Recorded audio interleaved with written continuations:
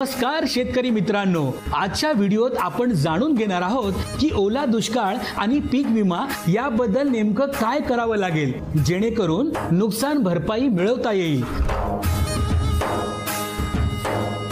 जर तुमच्या भागात 65 मिलीमीटर पेक्षा जास्त किंवा 100 मिलीमीटर पेक्षा अधिक पाऊस पडला असेल तर तुम्ही ओला दुष्काळ जाहीर करण्याची मागणी करू शकता आणि हो, यामुळे तुम्हाला सरकारी मदत मिळू शकते।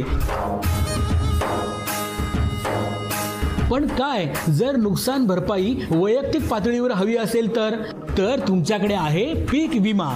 पाऊस पडल्यावर 72 तासांच्या आत तक्रार करा आणि 10 दिवसात पंचनामा करून नुकसान भरपाई मिळवा।